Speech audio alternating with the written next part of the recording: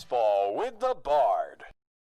Hello, everyone, and welcome to this week's episode of Baseball with the Bard. My name is Tyler Bard, and that over there is Mr. Noah Cross, my best friend and co-host. We are coming to you live this Sunday, and we do, before we start, want to remind you all that we are streaming on Facebook, YouTube under the Bard and Cross Entertainment YouTube page, and Twitch under my channel, TBard5195. So you can follow us on all of those different places. We thank you all for tuning in.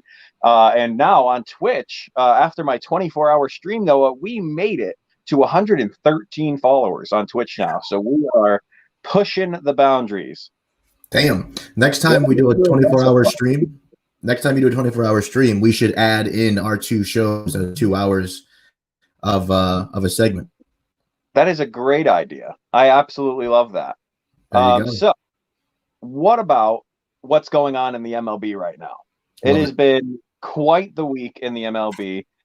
For people who don't exactly know what we might be talking about right now, not this headline I'm about to pop up on screen is not the craziest thing that happened. And that is wild. This Mickey Mantle baseball card has broken a record, and not just barely broken a record. It absolutely blew the record out of the water. Let me see if I can get the picture up on screen for you here. Sorry, I'm doing a home setup today, so it's a little bit slower rolling. Here we go. There's the card right there. Noah, could you tell us a little bit about this? Yeah, so this Mickey Mantle baseball card, as you said, shattered a record, and it sold, you ready for this? For $5.2 million. That's such an insane number. $5.2 million. Listen, for my MLB The Show fans, this is like what cards cost in MLB The Show, right? You always look at like the Juan Soto card right now, I think is like almost 400,000 stubs. It's ridiculous how much these things cost. This is an actual baseball card that someone purchased for $5.2 million. Obviously, it's extremely rare. Obviously, it's hard to come by. And I'm 99% sure that is an actual picture of it. So you can see how nice it is, how pristine that baseball card is to sell for that much money. So there's probably people out there that might say that's absolutely insane. I would never pay. Yeah, Noah, if you could just talk about that for a moment. I am having a little bit of a technical difficulty here, so let the people know about that. I will be right back. No problem, man. People might be saying it's insane that you would ever pay for that much, for a baseball card, or honestly anything at that rate. $5.2 million is nuts. That costs more than people's houses, cars, lives combined. Like I tell you, everything that I own is not worth $5.2 million. Okay. So it's absolutely nuts that someone actually would purchase something like this. But I would say, if I had the ability to purchase this baseball card, would I have? Abso-freaking-lutely. Look behind me. You see this shelf of bobbleheads and pop figures? This is my version of my $5.2 million baseball card, okay? Like, I don't have all the, like, this baseball bat here, Tyler's brother Peter actually was generous enough to give to me. It's an Alex Rodriguez bat. This Didi Gregorius plaque I bought at a game once with Tyler. Great game, by the way. But this behind me is my shrine to, if I had $5.2 million, you would see the Mickey Mantle baseball card hanging up behind me. You would see overpriced. Shrine. Yes, I shouldn't say overpriced. You would see accurately priced baseball cards of that status behind me if I could afford it. So I'm not going to say, oh, that's ridiculous, $5.2 million. Hell no, that's awesome. I wish I could buy a baseball card for $5.2 million. That one specifically because it looks awesome. Yeah, no, it absolutely blew me away when I saw that headline. I was like, this is disgusting. It's a little piece of paper that's this big. $5.7 million, this dude. And just look at, like, you think you could be a little bit excited. Look at this guy. Yes, Justin's comment is correct. That's awesome is right. That's it. As a baseball fan, as a Yankee fan, a Mickey Mantle card like that is awesome. That's sick. If you buy that thing, good for you. You're crazy. Good for you. You know what I alluded to was that wasn't the biggest news of the week.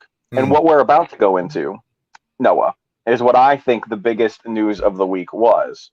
These guys on the screen here, these New York Mets, have gotten new ownership, and they've gone absolutely insane with Francisco Lindor headed to the New York Mets. The Mets, over the last 2 weeks, finalized a deal to bring Francisco Lindor and Carlos Carrasco to Staten Island. The Mets would pay up, however. Sandy Alderson, the president of baseball ops for Mets, would say that they did not come cheaply. Andre Jimenez and Ahmed Rosario, right-hander Josh Wolf and outfielder Isaiah Green and Cash to be named later would head to the Indians for Lindor and Carrasco. That's a lot to let go, but as we know, Steve Cohen is absolutely crazy with his money and has no fear when it comes to spending. I honestly, personally think it is a good deal because as you see some of the average, Lindor hit a 258 average in 2020 along with 8 home runs and an OBP of 750. And then he hit 284 for an average, 32 home runs, and an 854 OBP in 2019. Obviously, there were players who did a little bit worse in 2020. That was bound to happen. That was a broken season anyways. Yeah.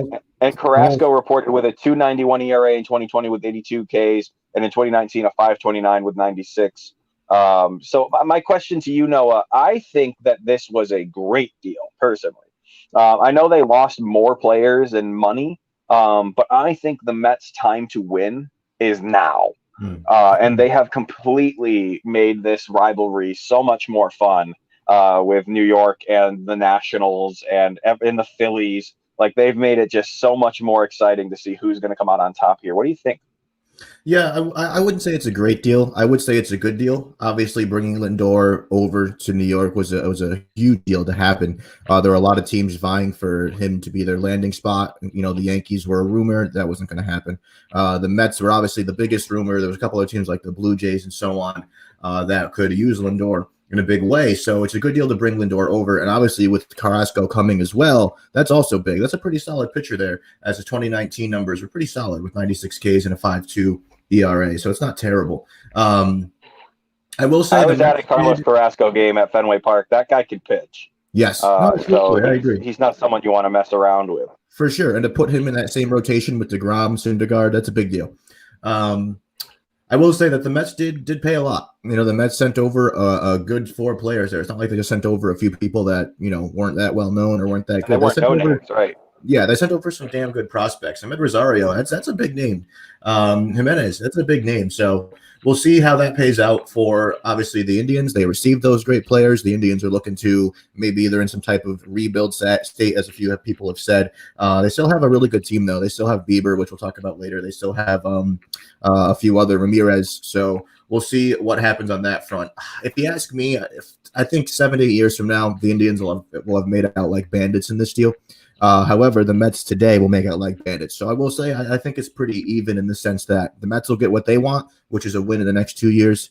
And then the Indians in the next 8 or so years, once these guys are all established, they'll have a really solid core. Yeah, I think you make a good point. I think right now the Mets are playing for now, where the Indians are playing for their future. And I think you put it pretty perfectly there. I think in the next few weeks, maybe few years, few months, we're going to see the Indians building a team for the future, not building a team for right now. So we'll see if that works out for them. I was personally very bummed that this is where Lindor ended up, because when I saw Lindor sign with the Mets, I go, well, shit, that means DJ is going to sign with the Yankees. So yeah, it's game over. So that was pretty upsetting.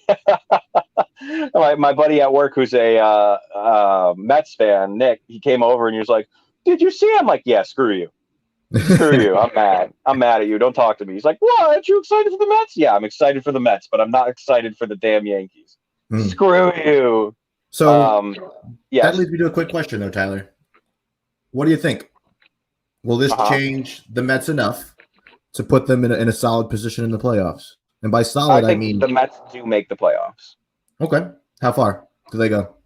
I don't think they can beat the Phillies in the playoffs, and I think the Phillies are going to win that division. I think the Mets probably take a wild card spot. Okay. And I think if they meet the Phillies in the playoffs, then they lose. But I think they can make it to the first or the second round.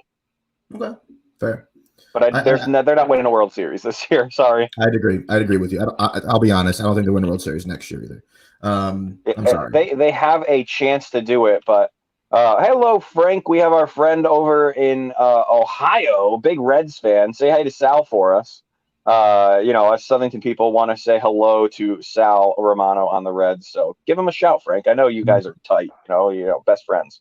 Yeah, he's being a fan over there. You guys are obviously best friends. He's going to throw Yeah, no right. hitter. You know, you did say it, and my Twitch chat immediately clipped that. So Yep. it is on file now. So you cannot escape your prediction there, buddy. It'll be great. We wanted to talk quickly about big contracts too, Noah. You wanted to bring up like how crazy it's gotten, right? Yes. So, as you know, I work in a middle school, as I mentioned before, as a substitute teacher, and a few of the kids in English classes are doing argumentative writing, right? You remember 8th grade, right? Yeah. That's what you did. Argumentative writing, a few pages, and they had to pick their own topic. And a few of the boys, they were talking about big contracts, right? And how sports contracts are getting absolutely ludicrous, like just absolutely You mean like this insane. one? Yes. So this is the one that popped up first in the conversation was Patty Mahomes is making $503 million for 10 years. That's $50 million a year, 50.3 to be exact. That is absolute anarchy. That is unfreaking believable. Yeah. And that, I mind you, surpassed Mike Trout's contract, which was $430 million through the year 2030. He will be a free agent when he's 39. All right. Look at that breakdown. That's nuts. That's absolutely nuts. The $70 a minute. A minute, bro. Oh my god. That is insanity. Like Mike Trout, don't get me wrong. He absolutely deserves a big contract. But the era of the Mike Trout contracts has ruined professional sports for me. Like, and now everyone's going to think they're entitled. The Trout one, the Trout one wasn't really the first big one because the first one was Machado, and then Harper followed suit and they one upped him with 30 mil, and then they were like, "That's cute. Here's Mike Trout." So yeah, let's jump down again here. So we have where is he? Garrett Cole here, right? A 9-year, $324 million contract, and that's also $9,200 a pitch. A pitch. Listen, that's an expensive ass hanging curveball. All right. Yeah, hell yeah. You hang a curveball. No one ever better hit a damn home run off of that curveball. Hell no. But that's a lot of money, and he'll be 38 when he's a free agent. Who do you have next in the queue? So I don't have any graphics for the other guys, but yeah, Manny Machado with the 10-year, $300 million contract. He's turning 36 though. He's still got 8 years on that contract. Or 7 years. No, he'll be 36 when he's a free agent, is what that says there. Oh, is that what you said? Okay. Yes. So all those spots I just put how old people would be when they're free agents, because this will help me with my case of what I want to make for a question after. And then Mookie Betts has a crazy contract, $365 for 12 years. He'll be 40 when his contract is up. And then Bryce Harper is a 13-year, $330. He'll be 39. Okay. Gosh. So yeah. So I want you to look at the scope of those. Okay. And how absolutely insane those contracts are, and how old those guys are going to be when they're ultimately free agents. The youngest that they'll have on this list that we just named is Machado. He'll be 36 though, right? So that's not. I mean, that's young, but to play baseball, what you look at maybe he's got 5 more years maybe after he's 36. Right. Who knows, right? So this leads to the question here of what I really wanted to talk about for a couple seconds. Who will be the next mega contract? So Tyler, go ahead, my friend. Yeah, so big contracts is a good question you pitched to me.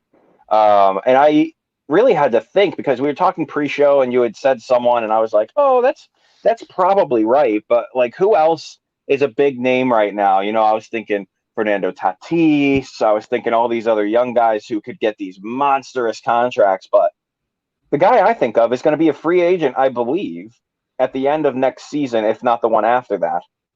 And it's this guy right here. Damn. Aaron Judge. Aaron Judge, not only does he deserve a big contract, he's going to get it. Whether it's with the Yankees or elsewhere, he's going to have a massive contract because he's proven he's worth it. Is he a little injury prone? Sure. But I think that is a risk that a lot of teams, including the Yankees, are going to want to take on this man. He's got some of the greatest stats of a rookie ever on the Yankees. All-time rookie home run record for a year until it was broken by Pete Alonso. But, this is a guy who I would not be upset about getting one of those monster contracts. And the guy you're about to name is a guy I can agree with you on. Yes, the guy I'm about to – and I actually have numbers of what I think Juan Soto's contract will be to be a mega contract. Okay. Yes. Now, before I lead into that, obviously Lindor was just picked up by the Mets, right? He's going to get a big Right. contract. I could see Lindor getting a Bryce Harper 330, 400-ish area, right? Not going to be with the Mets, though. I don't know. I think the Mets are going to pay the man, and they're not going to let him leave forever. However, the guy on your screen now for our virtual watchers, and if not, I'm going to have to say his name, Juan Soto.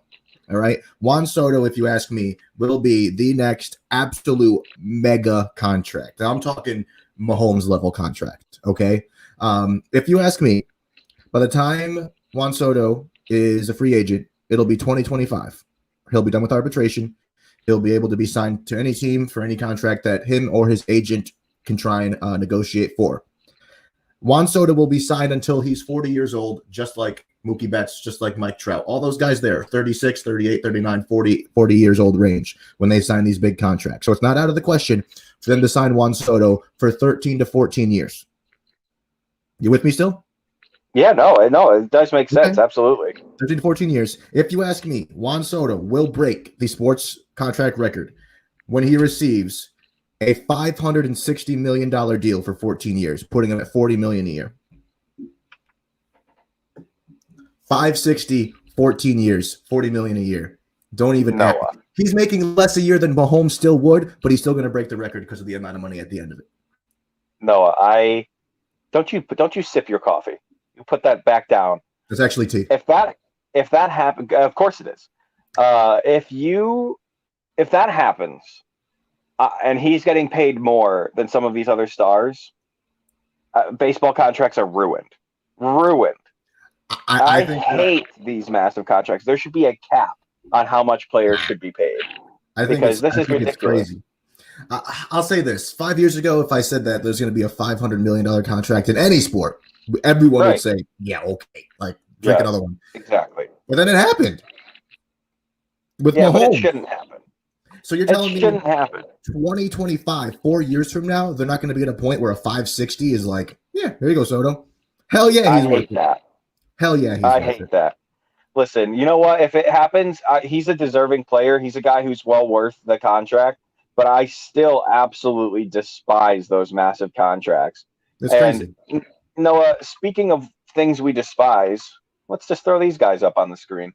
The umpires and the rule makers of MLB are at it again. The 2021 season rumors and rules are circulating, and we've got a few that we'd like to talk about right now. Doubleheaders for this shortened season were put to 7-inning doubleheaders rather than 2 9-inning games. Noah, keep or get rid of?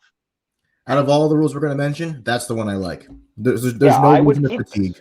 No reason to fatigue him even further. Exactly. It makes sense. I get it. Baseball purists. I'm kind of a baseball purist. Mm-hmm. I understand it. Why you'd want to keep 9 and 9, but this one makes sense because why play 18 innings when you could just do 14 and everyone goes home satisfied. Just be done. Exactly. Pace of play. I've always been like, well, if you don't like baseball, don't watch.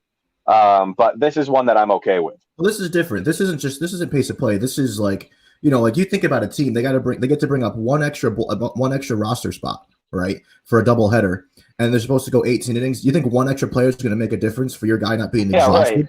Like, not only that, they're going to play 18 innings, and they got to maybe travel to halfway across the nation, halfway, like they're going to be up all night on a plane or a bus, and then they got to go play again the next day maybe or a day after. It's stupid. Like, play 14, get out of there.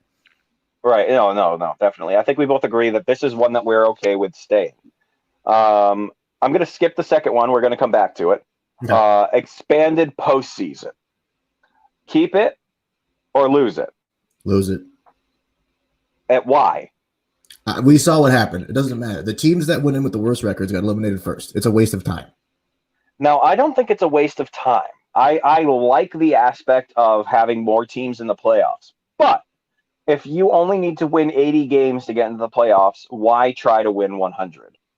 And that is where I draw the line. I think it is right now, but I'm looking at you like, damn good point. Damn good point. What's the point of doing that? Because all of these teams like the Red Sox, the Yankees, the Astros, the Dodgers, all these teams are always striving for the 100-win season. What's the point of doing that? Why not just coast? Why not just coast, go 85 win? You can do it. So just take the easy way out.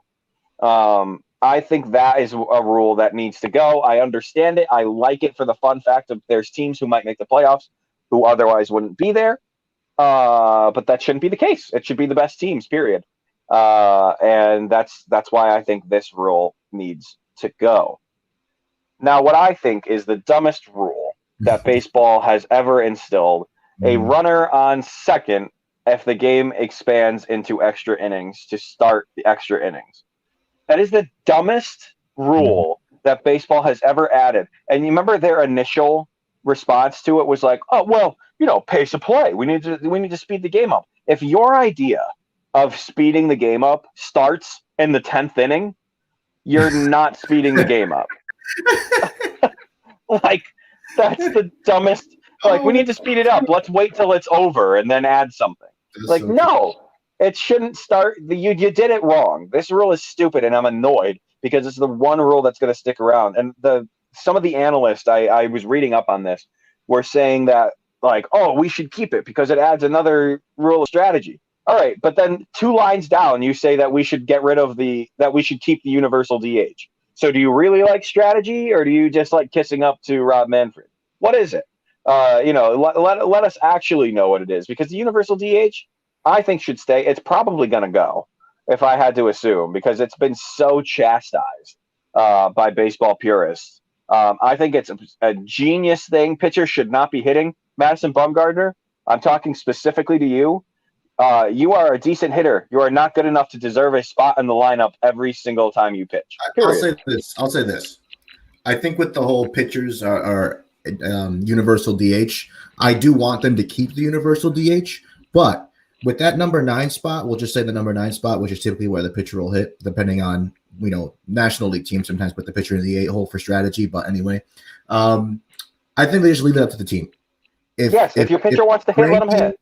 Yeah, if Bumgarner's up there and he's like, listen, I don't feel like swinging today, and the manager says, cool, knock yourself out. Yeah. But don't make it a thing to where we're in the World Series and we have to watch Garrett Cole. And Chris Sale is swinging a bat. Yeah. Right, exactly. Like, no, thank you. No, thank you.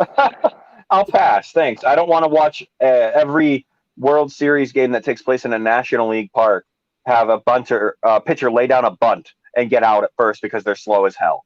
Well, it's just like I don't want him getting hurt. The guy can't even feel the ball down the third base line. I don't want him sprinting down the first base line. I don't need to game 4 of the World Series and Garrett Cole's twisting his ankle on the way to first. Like, no, thank you. Right. Pitchers can't even throw to first base. I don't want them running there. So let's take that rule out as well. Umpires on Baseball with the Bard, we try to be fair, but you guys make it very hard. Joe West, I know you have a lot of pull in this league. Please do something good for once and change the rules for better before you are forced to retire. Thank you.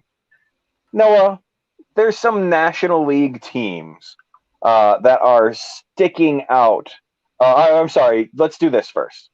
They did announce that we are hopefully going to be having a full season. Are we going to have a full season? I am skeptical. I am very skeptical because I just don't think for people who watch us who aren't from the Northeast. In the Northeast right now, COVID is running rampant through New York, Connecticut, Rhode Island, Massachusetts, Pennsylvania. All these states are really getting smoked by COVID right now. And I just don't think it's smart because every stadium said they're going to allow fans. Mm-hmm. They're going to allow fans in a smaller capacity with these little like beak bubbles or areas, which is great for me and Noah because we like to sit by ourselves anyways. Absolutely. But, I don't know about you, Noah. I'm not taking the train to New York. No, that's the biggest thing. I'm not ordering any concessions. Nope. I'm sitting at my seat. I'm not getting up. Mm-hmm. Mm-hmm. That is all I would do. I don't even think I can even will myself to do that, knowing that I could be bringing a virus home to my parents who have already had it. Absolutely. And that's the biggest thing is the unknowns of what the season's going to look like. And now this is all just rumors, right? They said they plan on starting on time. They plan on having fans in attendance, depending on how well things go with vaccine rollout, with numbers and whatever else, right? That's the biggest thing is the unknown. So to say now, I know the season's going to start in a month, or it's supposed to start in a month, but to say now that we know what's going to happen, that's not true. Like it just doesn't make sense. And especially in that area, if you look at New York, Massachusetts, like Boston area, that's the baseball mecca. Like New York City, if they can't play games there, that's what the season's not starting. Yeah, period. That's Because it. especially now, Toronto is based out of New York too. They're not playing. We were on the same wavelength right there, man. That's 3 teams right there that are all based out of New York. And then, you've got Boston and all these guys who have to come there and roll through that area. The Phillies, you got the Rays, you've got the Blue Jays, you've got the Orioles, all these guys who have to constantly be in that area. And they're not bubbling. They're traveling. Like the NBA has already found out that their bubble worked incredibly well because they start this season. You know how many players have COVID already? It's insane how bad it spread in the NBA. The second they started allowing these players to do whatever they want. Do I think it'll happen on time? No. Unfortunately, I agree. I'm guessing May or June we will get our baseball season, but I'm aiming for May. Keeping our hopes high. But and I also think they shouldn't allow fans in attendance until the COVID rates are much lower. I would like to go. If they want to make it a thing about it's your body, make the choice for yourself. All right, I can also get behind that. But wear a mask. If you don't wear a mask, see you later. If you have a medical condition, you shouldn't be out in public at a baseball game. So don't ruin it for everyone else. Thank you. And that's my COVID TED Talk. Yes. The National League. The National League is what you put here. The National League is looking scary. We've got guys like the Dodgers, the Padres, the Mets, the Braves. All these guys who are coming in here looking like they are going to be absolute powerhouses. Let's just talk about these guys really quick. I feel like this is who we have to lead off with. The Dodgers have Kershaw, Buehler, Price, Urias, Bellinger, Seager, Muncy, Mookie Betts. I mean, that's just the tip of the iceberg. Right. Those are just the studs, like the absolute all-stars. Then under them, they have a B team that could be an A team somewhere else. Absolutely. They could make another entire roster of starting players underneath them who would be able to compete with like the C teams of the league. So it is insane, this team. Let me roll through the ones we have here so far. So we got the Padres here. Look at those 3 right there. Machado, Tatis, Snell, Paddock, Clevenger, Darvish, Pham. Insane amount of talent just on your screen right there. Those 3 right there, I'd be like, these guys could win a World Series. We've got other teams too. We've got who did we just talk about, Noah? We've got the New York Mets. The Mets are coming in with DeGrom, Alonso, Carrasco, Lindor, Stroman, and Betances. You've got guys like the Braves. The Braves are someone that you were high on all of last season. The Braves have Morton, Soroka, sorry if I'm saying that wrong, Darnold, Freeman, Albies, and the bullpen that can control an entire postseason. It is absolutely crazy. We just want to let's get into the NL favorites. I would be dumbfounded if it's not an NL team that won the World Series this year, except for the Yankees. The Yankees might be the only team that I can see getting to the postseason and winning the World Series on the American League side. Maybe someone like the Blue Jays can surprise us, or my pick, the White Sox, can surprise us. But we will see. Noah, my question though to you would be: who will be the best team, best record? I'll say. In the National League in 2021. So that changes the answer here. So the best record will be the Dodgers. They did it last year. They'll do it again. And honestly, I think they're only going to get better. Okay. Yeah, they were really good last year. Statement. Yeah, I'm not kidding. They don't seem like a team that's going to have a World Series hangover. They're going to come back and they're going to be like, all right, let's do that again. Like, oh, okay. I disagree with you. I think they will have a hangover. I don't think they're going to do poorly. I think they get 85 wins. Nah, no way. They're 100 team. I think the Padres win that division. Not a chance. I'm telling you right now. So you think the Padres will have the best record? In the National League, period? Best record in the National League Okay. will go to these boys, the Padres. They are my choice to be the best team in the National League. They are the horse I am riding to the World Series to face my pick, the White Sox. Okay. I will say, even though I think the Dodgers are going to have the best record, I think the Braves are going to go farther. Okay. You never bet on the Braves. Never bet. That's like that is a sin. You know that for the last 2 seasons, I've said the Yankees Braves are going to be the World Series picture. You have. I have. And once again, you're going to say it again. I've been wrong. However, I like the Braves for one reason. They play old school baseball. Plain and simple, they do. Their manager plays old school baseball. They do a couple things with analytics, whatever else. But for the most part, if you look at their depth chart, it's one player per position for the most part. And that's it. They have a deep bullpen, and they rely on their good starting pitching. And they just really updated their starting pitching with Charlie Morton. And that was a huge, huge sign. I think that's going to do big things for them. They have a strong horse at that number 1 spot now. They have a really, really solid ace. Soroka right behind him. I think the Braves are going to be a real force, and I think they finally are piecing all the pieces of the puzzle together. And the last few seasons with the Braves eliminations, 2 years ago especially, that last game they played against the Cardinals was just a disaster first inning. Do you remember that? Oh, God, yeah. This is absolutely disgusting. Like, that's not that. I don't know. Like, you can't blame that on them having a bad team or a bad season. Like, that was just a really, really bad day. And it's kind of been like that for the Braves. So I think if they can avoid the silliness of those moments, they'll go far. Yeah, absolutely. I can agree with you there. The Braves are definitely a good team, but they're like the Cleveland Browns. Oh, I can't bet on them. I can't bet on them because of who they are. Seth Rollins their would be so organization. mad right now. I'm sorry, Seth. Well, that's fine. He's home. He's not watching. He's busy with baby. This is so he can be as mad as he wants. I'm gonna keep my statement. So do we think we had a note here, Noah, that said who's going to make the playoffs? I think all 4 of these teams we mentioned are going to be in the playoffs. Mm-hmm. I think pretty easily. Some other ones to fill in those positions. Maybe Washington can get in there somehow. The Phillies, but these are the only 4 that I think really people are going to be talking about all season long. Are the Braves, the Padres, the Mets, the Dodgers, and probably the Phillies. I think they would be the 5 teams that people are very interested in this season. But so I think we could agree on that, right? Those are the teams. But then we look over at the American League, Noah. Just this picture is my favorite thing ever.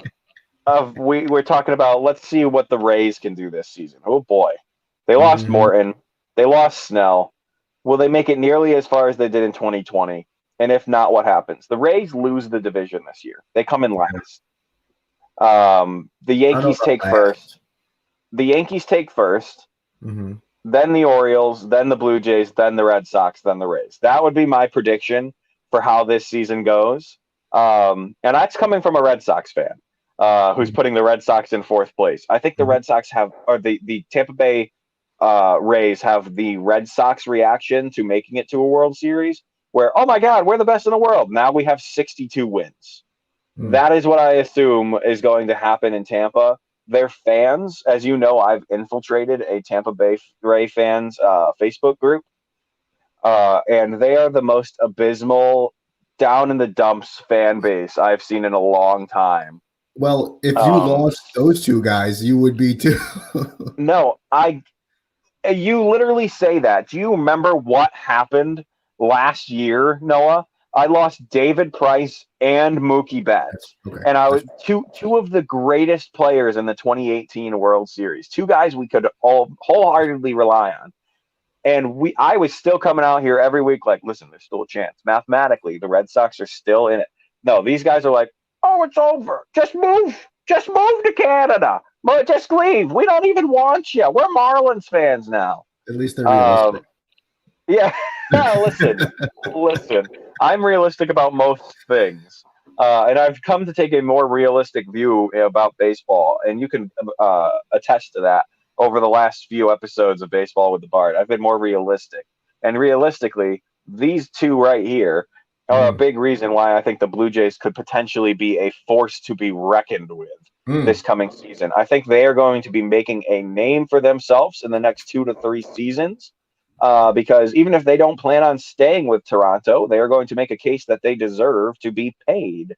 So especially going with the Blue Jays, I think it is super, super important to see these young stars come up and get the job done.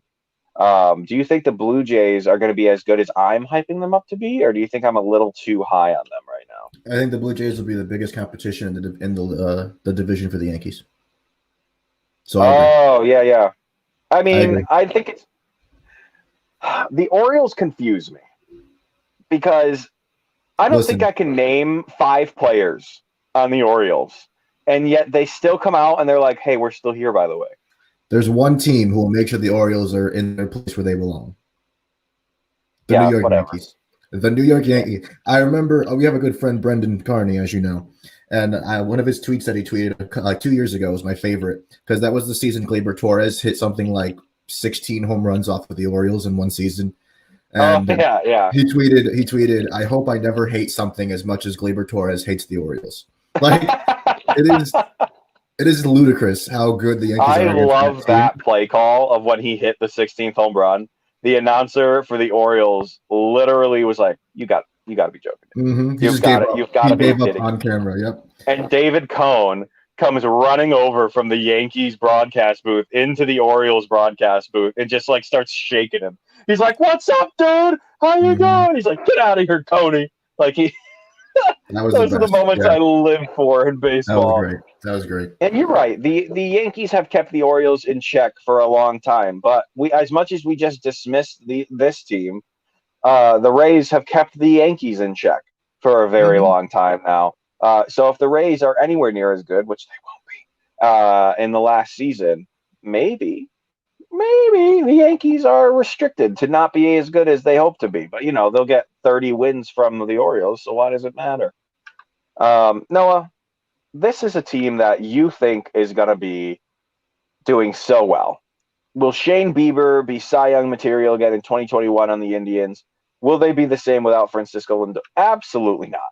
This team is one of those bases where I never, ever believe in them. They're going to have a lot of bad press right now with their name. So I feel like morale will be low. They lost Lindor, who has been just an absolute flagship of that team. You still are high on them. Explain yourself. I mean, I think they still got a really decent core. They still have a good, a really good pitcher like to Shane Bieber. Zach Plesac is pretty good. Their bullpen isn't deep, but they could add an arm if they needed to. And they still have good guys. They just picked up Ahmed Rosario. They have Jose Ramirez. They have Fremel Reyes. They have a couple good players here. I think their biggest thing is having Bieber. I mean, he's a solid guy. If he can have a record of if they have a full season, he can go 25 and something like 7 or something. I mean, that's huge. If he can do something like that for that team. So I don't see them being out for the sole reason that they have a guy like Shane Bieber going out there every 5 days. Yeah, I know. But if we're gonna hang it on the shoulders of one pitcher, then what's the excuse the Red Sox can give? Because they do have pitchers who are incredible and they still lose, and they have batters who are incredible and they still lose. So what's to say that's not going to be the case in Cleveland? I guess neither of us are wrong here, because there's no knowing how it's going to go until we see how they play without someone like Lindor. True. But you are high on them. I respect your baseball opinion. You are very smart when it comes to baseball. So we'll see what happens when we move down the road here. But I think we can all agree one team that's not going to be doing all that well is probably the Red Sox. You like that transition where I crap on my own favorite team? That was great. The Red Sox, man. Brutal right now. There are more trade rumors going around currently.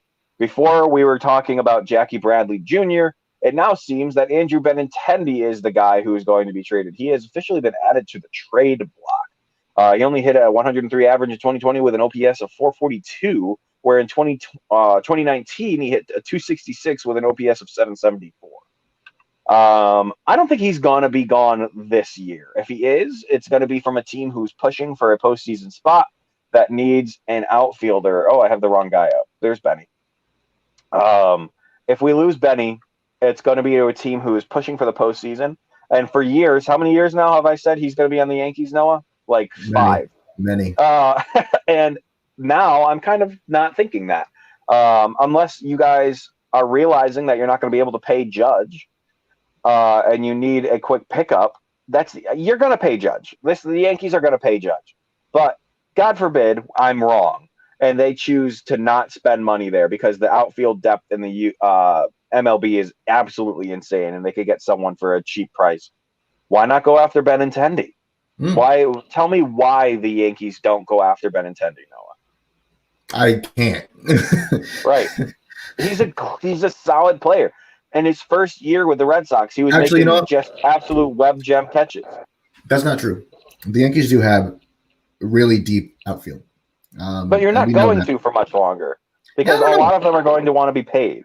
No, that's valid, and they can't pay them all. You're right. But they do have a solid guy like Frazier. They do have a solid guy like Tauchman. I mean, both of them, including Judge, would be a good outfit. I would never call Tauchman solid. He's solid. Tauchman, the Sockman? Absolutely. Okay. Absolutely. Nah, if you had to put him in there, you would. I mean, that's the thing. You know why I like Clint Frazier, Noah? Bat speed? Because I called that home run when we were at the game where I said, here comes Mr. Home Run. Everybody watch. And everyone around us was laughing, and then it happened.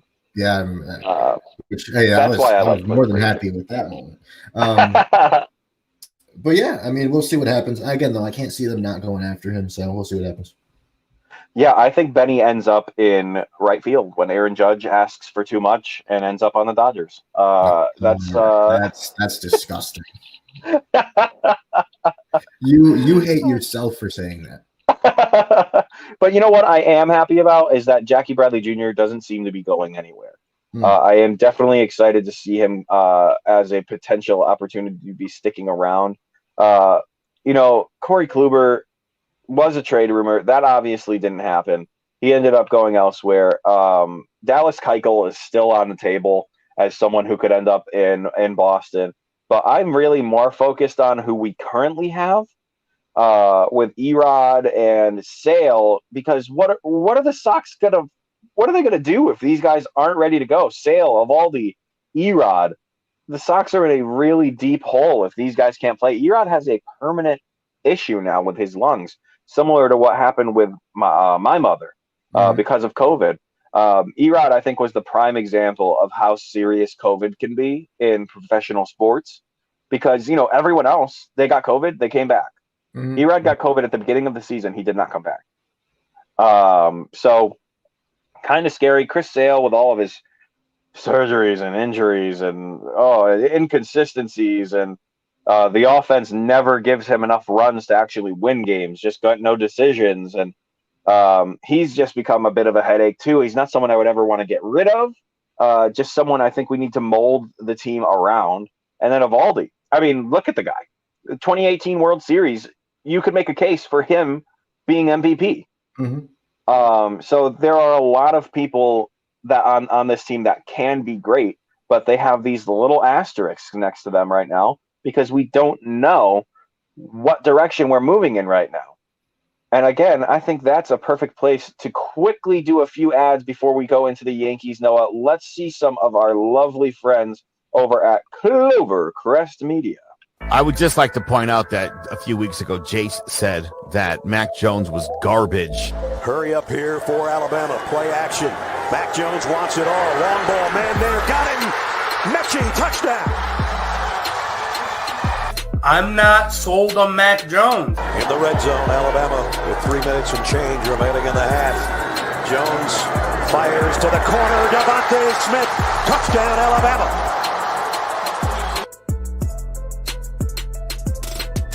Clovercrest Media Group presents a CMG podcast.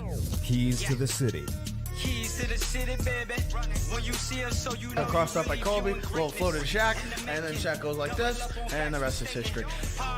Pay attention. Don't tell me what to do, Devil Woman. What you saying, what we saying, prime. But speaking of those Lakers, but I hold on. But I didn't make my. I said Denver's gonna win. Yeah, you did. You said that. See the Tom Brady. There's no other show like that. Clovercrest is doing great things right now. Streaming everywhere. Welcome to Ivy League Murders. On this podcast, we focus on cases affiliated with the Ivy League, exploring the darker side of higher education. What happens when genius becomes evil? My name is Sarah Alcorn. I'm a Harvard graduate, and I've been a private investigator since 1999. Join me and longtime crime diva Laura McDonald for Ivy League Murders.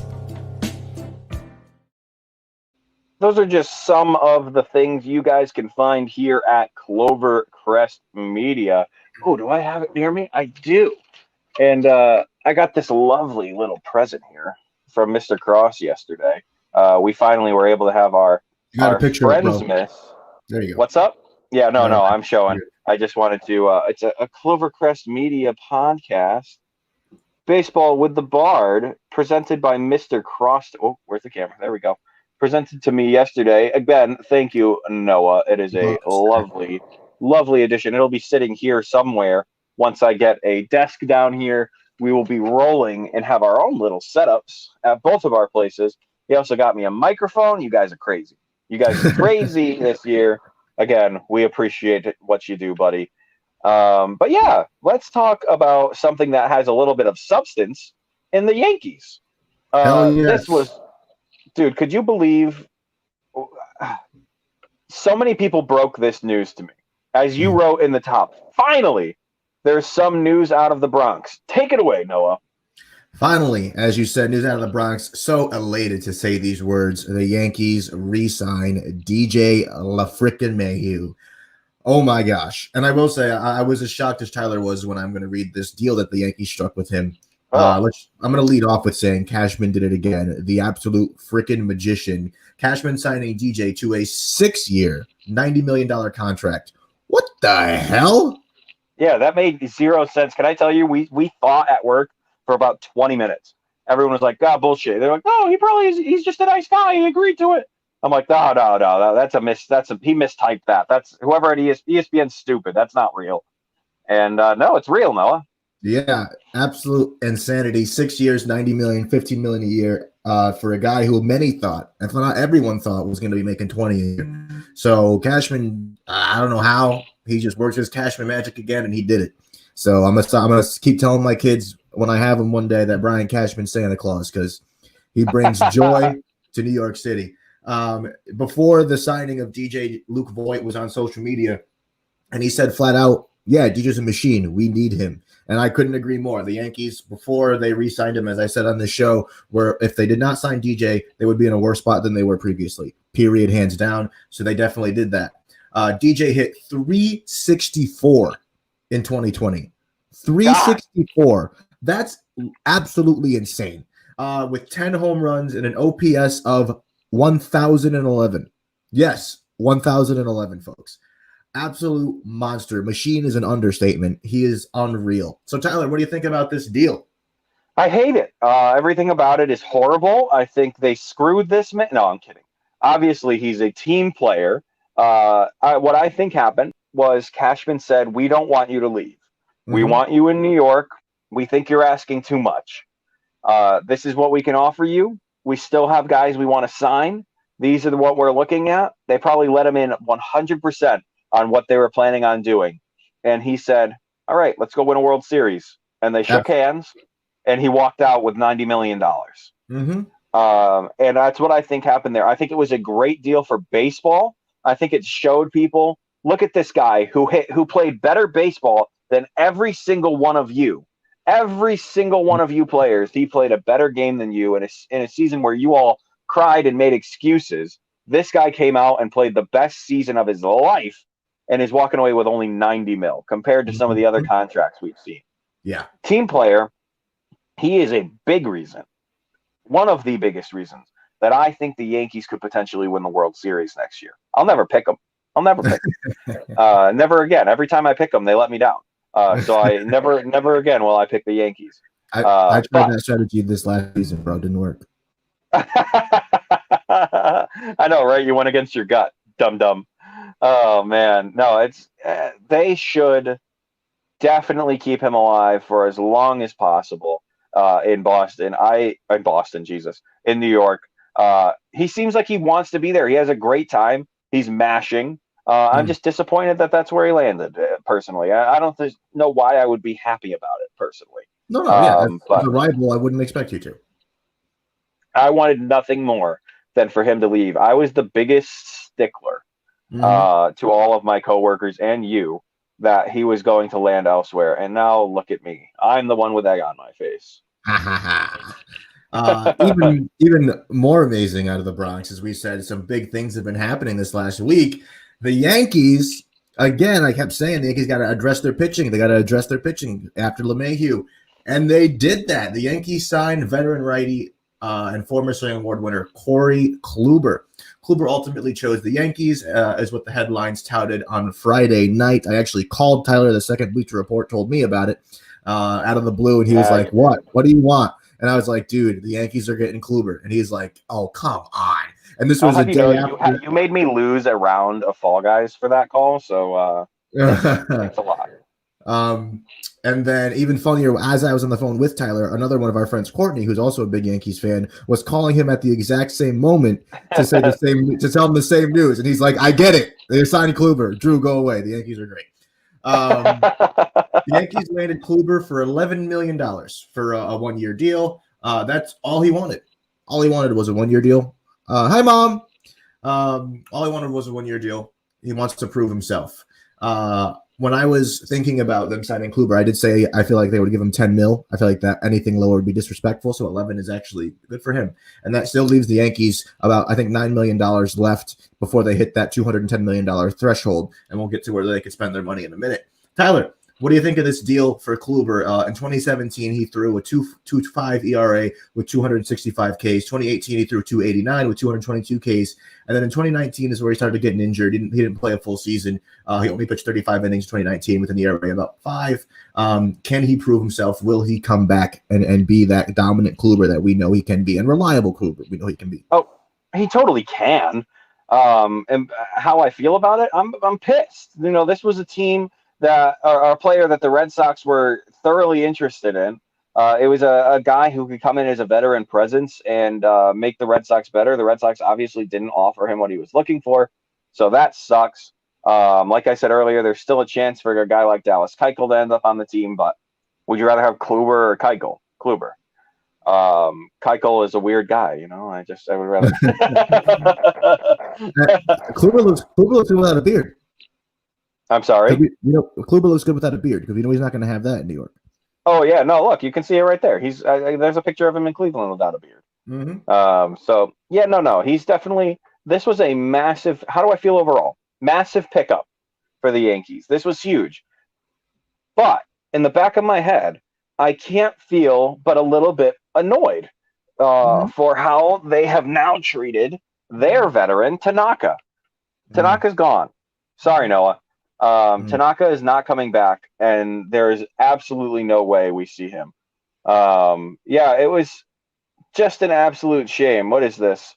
We have a message here. What's up, guys? My dad and I were talking originally about the LA Rams and how I think they could use a rebranding, and the Oilers did or something. Do you feel that the way about the baseball franchises? Is there anyone who needs a new face to revitalize themselves? Oh, that is a very good question.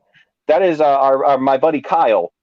Who is posing that question. I think that is an incredible question. Kyle, that was perfect timing because we were talking about a guy who has played for the Cleveland Indians. Yes, there is a team right there who needs rebranding, and they are in the process of rebranding. What they will go as, who knows? Oh, he said, oh, look, here it is. There it is. Discounting the Cleveland Indians because that's a whole nother can of worms. Yeah, okay, so besides that, no, I don't think there are a lot of teams. I have one. Okay. I think if the Marlins need to shake up their act. I think there's just so much like whateverness about their team, about everything that they are. I mean, they had a guy like Stanton who was incredible, and they also had Realmuto, who was incredible, and they themselves realize that we're just wasting these guys' time at this point. So they traded him away. They let him go. Yankees picked up Stanton. Phillies picked up Realmuto because they know their name isn't worth those big names of big time players. If you ask me, if a team in baseball, if I had to choose an answer, that would be my choice for a complete rebrand, complete revitalize of that entire organization. They have a nice stadium, but I feel like they could do so much more. Obviously, they need to pick up some better players at this point and make an actual push here, and they are rebuilding. But I mean, how long are you going to rebuild for? I feel like a rebrand could do them some good.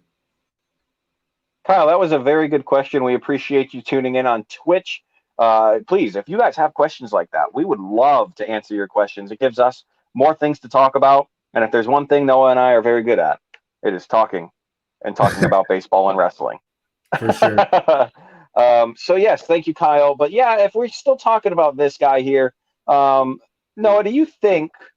I know I said you would ask me what I was thinking about the deal overall. I think it's a great deal for him. I think it's a horrible deal for Tanaka, and a sad thing. Will he be able to pitch in New York? We know that there is a stigma when it comes to playing in the Big Apple and going to the Bronx.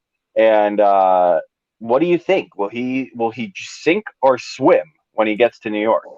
If we're talking about swimming metaphors, Corey Kluber has the ability to be Michael Phelps. He is an extremely composed pitcher. There's plenty. I saw a video on Twitter of yesterday of him in an interview, and you know how when someone's in an interview in the dugout during the game and they're kind of throwing seeds at him or peanuts. I love that interview. Yes, and he is the most composed individual on the field. He is calm. He's a veteran. I don't think New York's going to intimidate him at all. And if you can make it there, you can make it anywhere. Kluber is going to thrive in New York City. And if you ask me, he's going to go out there. He'll win 15 to 20 games. He'll be that solid number 2 punch after Garrett Cole, and the Yankees will sign him for 3 years after it. Oh, boy. Noah, very confident in the direction that the Yankees are headed right now. And they still need more pitching depth, though, Noah. Yes, well, very quickly. As I've said to you before, we were hanging out yesterday, as you know. I am excited to see Kluber in pinstripes. I am actually looking forward to this new face being here in our franchise, this new blood being here in our franchise, a guy who's a veteran. I think he can do it. He wants to prove himself, and if he can do that under those big lights, as everyone likes to say, I think he's going to do it. I'm excited to see it. I don't know why. I can't really explain it. I'm just really excited that we're getting something fresh in New York City. All right, Noah, I have got one more question for you. We've got about 3 minutes here before we got to start our next show. This is valid. What else do they need to do in their bullpen, Beth? And give me like 2 answers. Where do they need to fix their bullpen and their pitching rotation? I mean, you mean who can they put in those? Who can they count on? Is it Castillo? Is it Walker? Who's going to be the guy that comes in and makes this bullpen back to the place it was in like 2018, 2017? Well, Castillo and Walker would be starters. But I want Castillo really bad because he's got a lot of really good energy, and I want to see that in New York. And especially if they get him and they keep him for all of his arbitration, that would be a jersey that I would buy in a minute. And Walker as well. Walker's cool. Another young guy. I'd love to see it. Their bullpen answer, they could probably go for a Kirby Yates type of guy. He's a free agent currently. Kirby Yates, he's another type of Kluber where it could be a high risk, low reward situation. But I'm sorry, reverse that. Sorry. Low risk, high reward situation that if he plays well, great. Because it's not like you're going to have to pay him that much and expect greatness. So we can see what happens there in that. So that would be my answers. So Castillo, I would like to see. Walker's more realistic. And then for the bullpen, Kirby Yates. Perfect. Yeah, I think Kirby was actually exactly who I was thinking needs to end up in New York. I would love to. You can come to Boston if you'd like, Kirby. No. If you okay, all right. You don't want Noah said no, so it can't happen. As we said earlier, everyone, this is a Clovercrest podcast. If you love podcasts, then visit clovercrestmedia.com for a wide selection of great shows covering sports, business, relationships, pop culture, politics, and true crime. There are 28 shows on the CMG network, and if you don't find one you like, start your own. We can help you launch your podcast for as little as $15 per month. Clovercrestmedia.com is the website, so make sure you check it out and tell your friends about it. You can visit clovercrestmedia.com and click on the links for your latest on your favorite CMG sports podcasts, as well as blogs and videos for all of the latest info. For Baseball with the Bard, my name is Tyler Bard. That over there is my best friend, Noah Cross, the Magician. Thank you all for tuning in, and we will see you all next time.